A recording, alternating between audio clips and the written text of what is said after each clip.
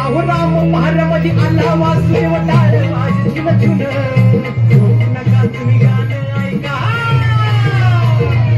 झोपू नका तुम्ही गाणं ऐका जरा ध्यान देऊन झोपू नका तुम्ही गाणं ऐका जरा ध्यान देऊन झोपू नका तुम्ही गाणं ऐका जरा ध्यान देऊन साधू संत विचारवंत होऊन गेले भारती धर्मनीतीच्या गोष्टी सांगून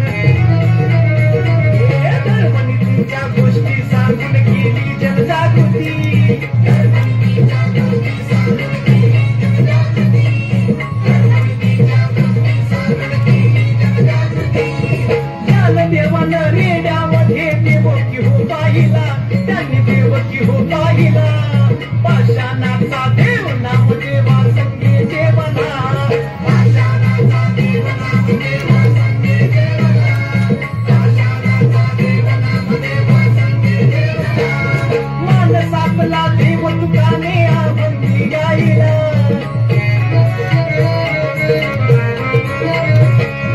मानसापला देव तुकाने अभंगी गायला वृक्षवल्लरी रान पाखरी वृक्षवल्लरी रान पाखरी भरून तो राहिला वृक्षवल्लरी रान पाखरी भरून तो राहिला वृक्षवल्लरी रान पाखरी भरून तो राहिला उच्च नीच ना कोणी ऐसी एकनाथांची वाणी माझ्या एकनाथांची वाणी ग्रामसफाईचा संदेश दिला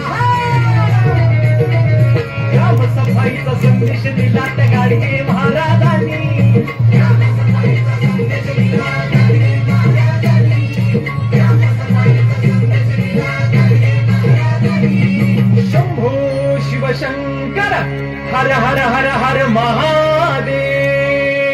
अहो वासुदेवा बोला बाई. अहो ही घ्या माझी भिक्षा मला दान पावलं बाई तुमच्या अंगणात आलो अंगण झाडलेलं नाही सारा टाकलेला नाही रांगोळी काढलेली नाही ही 7-8 मुलं खेळतात ती कुणाची ही वय अहो माझीच आहेत ती. किती मुलं आहेत तुम्हाला मला की नाही वासुदेवा 4 पोरं आणि 3च पोरी आहेत. काय 4 पोरं आणि 3च पोरी आणि आता देव देईन ते काय बाई एवढी मुलं तुम्हाला.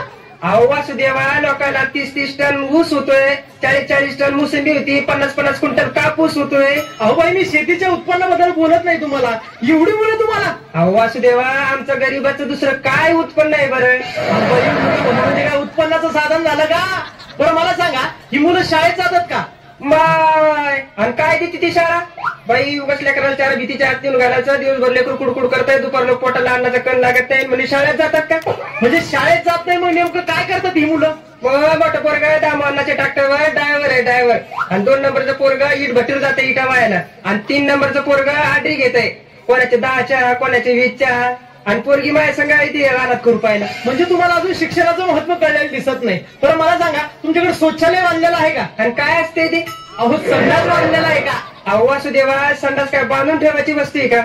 अहो आम्ही एका डब्यामध्ये 2-3 जणी गावाच्या बाहेर रोडच्या कडेला जातो. अहो बाई सरकारने लाखो रुपये खर्च करून शौचालय बांधायला सांगितली आणि अजूनही तुम्ही उघड्यावर जाता. म्हणजे तुम्हाला स्वच्छतेचंही महत्व कळलेलं अजून दिसत नाही. बरं मला सांगा निदान तुम्ही गटात तरी आहात का. हो आमचा तर लय मोठा गट आहे 10-7 बायाचा गट आहे आमचा. म्हणजे 17 बायांचा तुमचा गट आहे. हो 17 किती नाही 10-7 बाया मोजून बापू नाही एका कमी नाही एका जास्तीची नाही. अहो बाई त्याला 17 म्हणतात ना.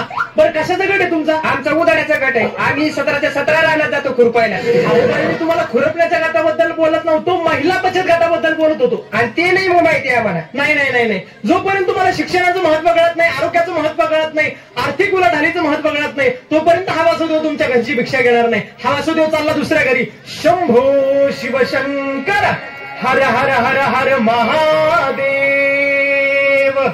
अहो वासुदेवा बोला बाई. ही घ्या माझी भिक्षा आणि म्हणावं दान पावलं. बाई तुमच्या अंगणात आलो सडा टाकलेलं अंगण त्यावर काढलेली रांगोळी ही 2 मुलं अभ्यास करतात ती कुणाची आहे. ती होय ती माझीच की. किती मुलं आहे बाई तुम्हाला. आम्ही दोघं राजाराणी आणि आम्हाला एक चिमणा आणि एक चिमणी. म्हणजे तुम्हाला फक्त 2च. तुम्ही लय आळस केला बाई. वासुदेवा त्याची म्हणच आहे कुटुंब लहान सुख महान कुटुंब छोटं सुख मोठं. बरं तुमच्या घरी शौचालय बांधलेलं आहे का. हो आहे ना. बर, म्हणजे तुम्ही बचत गटामध्ये सहभागी आहात का? अहो वासुदेवा, मीच बचत गटाचे अध्यक्ष आहे. बर, म्हणजे तुम्ही काय मला बोलायला शिल्लक ठेवलेलंच नाही. म्हणजे तुम्हाला शिक्षणाचं महत्व कळालेलं आहे, आरोग्याचं महत्व कळालेलं आहे. अशा घरची भिक्षा मला चालते. बरं द्या बाई.